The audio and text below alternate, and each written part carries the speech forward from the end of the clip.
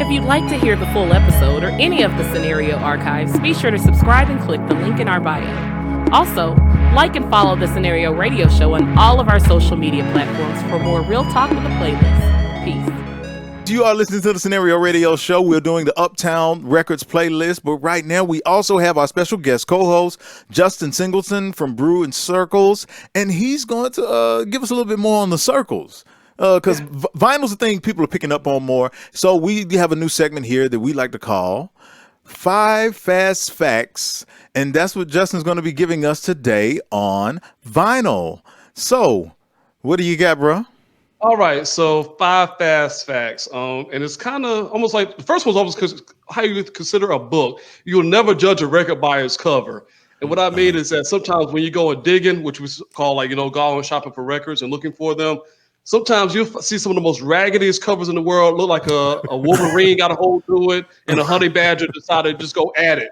And, but then you find out when you actually pull the record out, it actually looks pretty good. The record is still playable, not too many scratches on it. It was a good record. So sometimes never judge a record by its cover. Just pull the record out and look at it. Number 2, always check the record in the cover. I've been to some record stores sometimes when you're like, man, okay, I found this Nina Simone album, and then you go and pull it out, the sleeve out, you find Al B. Shore in there. It's a Raven Simone. It's a Raven Simone. You find an Al B. Shore record in the record sleeve of Christopher Williams and a Nina Simone. So it's just like, man, I got hoodwinked. Now, sometimes you will find that person that sells the record store who's cashing you out. They will check it, but there's nothing like you actually, okay, I got this album. And then you pull it out, and it's really, Al B. Shore. So you just got to make sure that switcheroo doesn't happen. Number 3, some records will cost you a pretty penny, but oftentimes it's definitely worth it. Some of your hip hop albums, they are a little bit more expensive because they have 2 records in there. But the good thing about it, so most of your albums have a double LP. It'll cost you a little bit more, maybe on like the $28 to $22 range or so. But the thing is, oftentimes they do come with a digital download card inside those records, so which is a good thing. So you can download the album digitally, and you can also have it on vinyl as well, is what you're saying. Yeah, that's correct. I just bought I bought Freddie Gibbs the other week, and he had the digital download. Texas Sun, their LP with I don't know how to pronounce the name, but Texas Sun actually had with Leon Bridges and Karugabin. I don't know how to pronounce the name, but it's a great band. They had a digital card in there too. Yeah, there we go. Some Kellogg, whoever they are. But oftentimes, some of your newer records, they do have a digital download card in it. So you feel like you spend a lot of money for 2 records, but you're also getting a download as well. So that's always a good thing to know. Another thing, the third point is research best cleaning methods. I'm not going to tell you how to clean your record because I don't want you coming at me saying, whoa, well, my record's not working anymore because you told me to do X, Y, and Z. But there are a lot of methods to make sure that they are available for you. Some people just use a soft cloth. Some people use an alcohol mixture with water and spray it on it, wipe it off. Do what's best for you. I'm not going to tell you what to do, but research your cleaning methods just in case. And the last point, be mindful. Okay, I gotta ask. How do you clean your records? This isn't you giving a recommendation, but I am curious. How do you clean them? So I usually have a soft cloth, and I usually wipe mine down. I have like one of those. ShamWow. Yeah, similar to that. Wow. Something similar to that where you actually use and wipe off your records. There are also some cleaning supply kits there's cleaning kits that you can purchase, and some people purchase those as well. But I use like a soft cloth and just wipe mine down like Boosie. So that's what I do. And like my last point is pretty much like the rookie mistake I've ever made. The biggest rookie mistake I've made is be mindful of where you leave your records. When it's hot outside, don't leave your records inside your car. Be the weird person that carries it with you whenever you go inside of a store, because it will warp. And not even just extreme weather, even when you place it inside your home. I remember, I'll never forget, one of the records I bought offline was Aretha Franklin's Young, Gifted, and Black. I was so happy they came in the mail, threw it on the couch, and then all of a sudden I forgot to threw my book bag on the couch too. The record broke in half. And I have a great album cover, but the record is gone. And I was heartbroken. So just make sure that you be careful of that, and also how you place your records. So if you don't have them like I know a lot of people think it's cool just to lay them down on the floor and have it stacked up on each other. But those records do get heavy and they still start to bend and warp a little bit. So if you can, find your nice little shelf and store your records in there correctly. And those are my fast 5 facts. So that's great. How did you get started into collecting vinyl anyway? I know that it's become a big thing, and I think it's great. It is. You do. They said last year vinyl outsold CDs for the first time since back when CDs first came out. Yeah. So it is jumping off. So what made you get into it? Oh man, I used to see my parents, and I don't know, probably me being fresh growing up. I never forget my parents had the Ohio Players albums, like growing up. Ohio Players. I'm like, man, those are some Sweet great sticky albums. thing. Yeah. So especially adolescent, like, man, so great. But I've always seen my parents had records, around the house, and I've always wanted to listen to it. They never really played it a whole lot, but I just knew it was like, okay. It was in my DNA, like I have to listen to records. Whenever I get me a nice, comfortable home, I'm going to get me a system that's going to, blow it out in the water. But I have to have records, and it's been the greatest decision I've ever made when it comes to music platforms in regards to listening to them. But yeah, the Ohio nothing says you've made it quite like a nice component set. So yeah, that's good thinking, brother. Good thinking. Mm-hmm.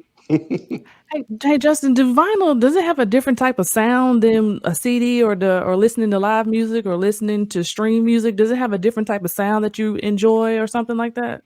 Anybody I've heard that before. Yeah, anybody that collects records tell you that's the best sound that you have. It's the way nature is intended music that you listen to. So like it sound, you have you stream it through your phone and through your Bluetooth speakers. They sound okay, but when you play that vinyl record, it's like you're actually in the studio with Marvin Gaye listening to him saying, "Let's get it on." So it's absent the cocaine.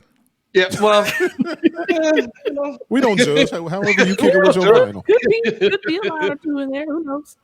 It might be a line on the record, Paul. I know to get a little emphasis of great music sounding, but not sure. But it's pure. It just sounds like the way nature intended music be played. Yeah, I often hear that. It has a warmth to it. And I recognize why, and I'm not going to get technical about it, but yeah, it does have a warmth to it that you lose when things are digitized. So okay.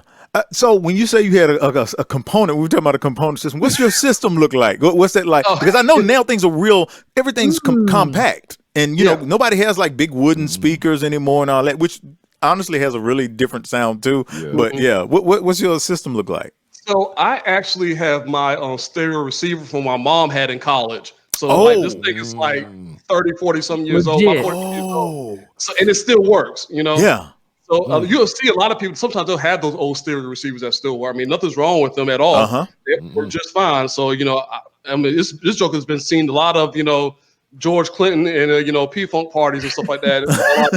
I'm glad it doesn't talk. So I don't want to hear what my mama did back in the day and my parents did, in the 70s when they were going to college. But it has, it still works. So I have that. And I bought a home last year, and one of the reasons why I bought the home because the person that built the home has speakers built inside of the walls.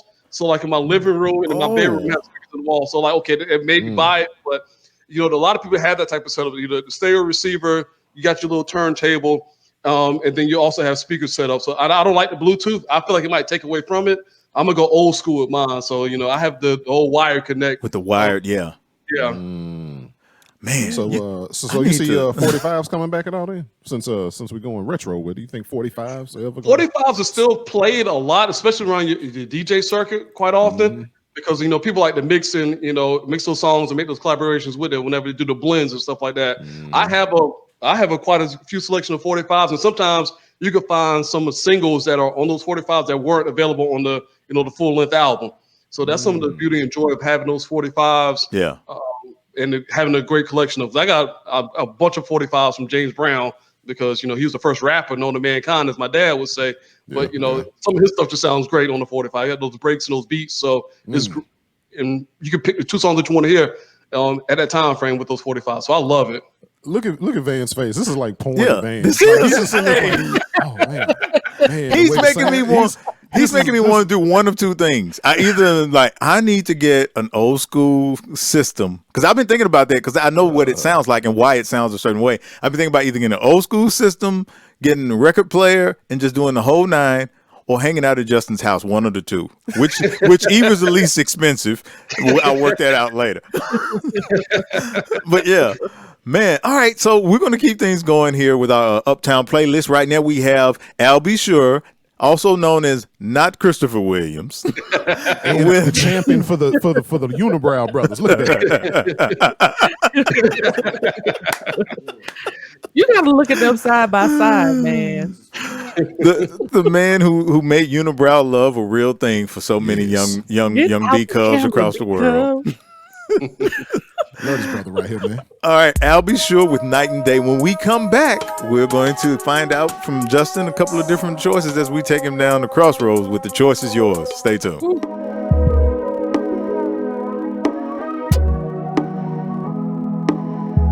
This is the Scenario Radio Show. Real talk with a playlist.